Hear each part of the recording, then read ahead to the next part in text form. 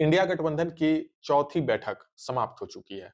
आज करीब 3 घंटे यह बैठक दिल्ली में चली, लेकिन नीतीश कुमार के संयोजक बनाने को लेकर के अभी तक कोई जानकारी सामने नहीं आ रही है।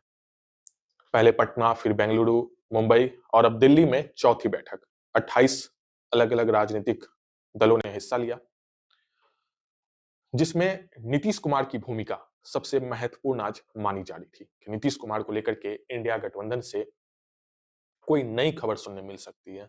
क्योंकि जिस तरह से आज बिहार में नीतीश कुमार को लेकर के पोस्टर लगाया गया था, अगर सच में जीत चाहिए तो एक निश्चय, एक नीतीश चाहिए। इससे साफ संदेश देने की कोशिश की जा रही थी जेडीयू नेताओं की तरफ से कि अगर जीत चाहिए तो नीतीश कुमार को सामने लाना पड़ेगा, नीतीश कुमार के निश्चय पे चलना पड़ेगा।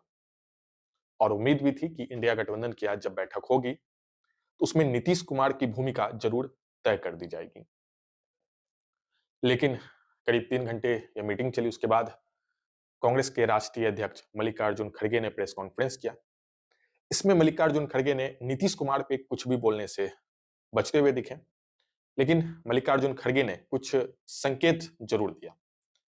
मल्लिकार्जुन खड़गे ने कहा कि 28 राजनीतिक दलों ने हिस्सा लिया, सभी पार्टी के नेताओं ने अपने-अपने सुझाव रखे।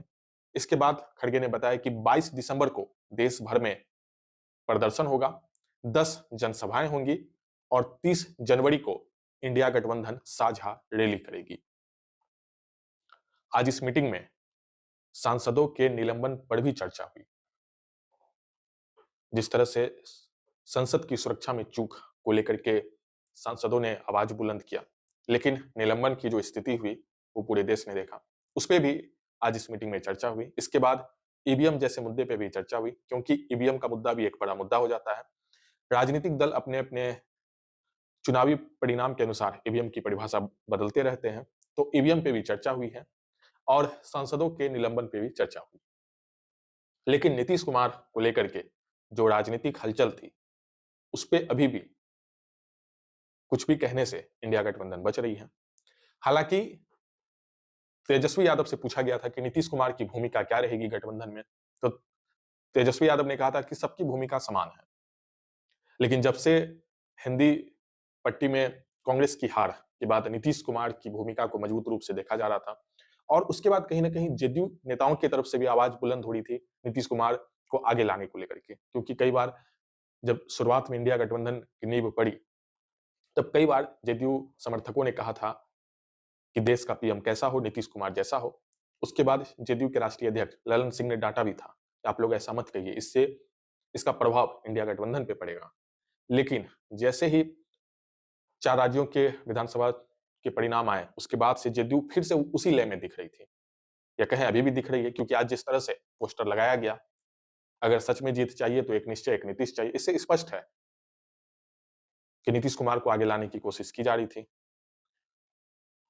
हालांकि अभी तक कुछ भी चर्चा नहीं हो पाया, ना नीतीश कुमार को संयोजक बनाया गया है और न ही किसी तरह की चर्चा विशेष तौर से नीतीश कुमार को लेकर की गई है। लेकिन साझा रैली की जाएगी, प्रदर्शन कार्य होगा, ये सारी चीजें तय हो चुकी हैं। इसके अलावा सीट शेयरिंग को लेकर के भी कुछ खबर नहीं है। लेकिन अब वक्त आ गया है कि इंडिया गठबंधन बहुत जल्द लगातार इस मीटिंग को कंटिन्यू रखेगी। ये चौथी मीटिंग थी और बहुत जल्द ही सारी खबरें जो है वो सामने आ जाएगी, क्योंकि अब लोकसभा का चुनाव करीब है। ऐसे में इंडिया गठबंधन दल के नेता भी समझ रहे हैं कि अगर जल्द से जल्द ये चीजें नहीं हुई तो फिर भाजपा कोई नई रणनीति सामने रख सकती है, कोई नई चाल चल सकती है। हालांकि पीएम कैंडिडेट कौन होगा, इस पे पश्चिम बंगाल की मुख्यमंत्री ममता बनर्जी ने कहा था कि इंडिया गठबंधन में ये तय नहीं, पहले नहीं तय होगा कि पीएम उम्मीदवार कौन होगा, पीएम कैंडिडेट कौन बनेगा। ये लोकसभा चुनाव होने के बाद तय होगा कि पीएम कैंडिडेट किसे चुना जाए।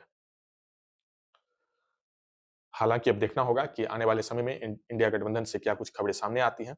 वहीं आज बीजेपी नेताओं की तरफ से भी इंडिया गठबंधन पे अलग-अलग पलटवार देखने मिला।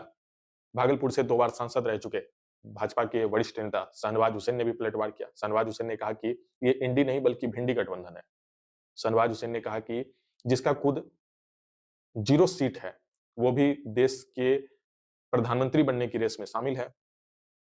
इसके आगे दिनेश लाल निरहुआ वो भी आज बिहार आए हुए थे। उन्होंने अखिलेश यादव और तेजस्वी यादव को लेकर के कहा कि जो हिंदू होकर के भी राम नाम न ले, वो किसी काम का नहीं है। अखिलेश यादव को और तेजस्वी यादव दोनों को कहिएगा कि हिंदू होकर हुआ अयोध्या धाम का नहीं, तो जो राम का नहीं वो किसी काम का नहीं। इस तरह के बयान निरहुआ ने भी दिया। हालांकि अब देखना होगा कि आने वाले समय में क्या कुछ खबरें सामने आती हैं।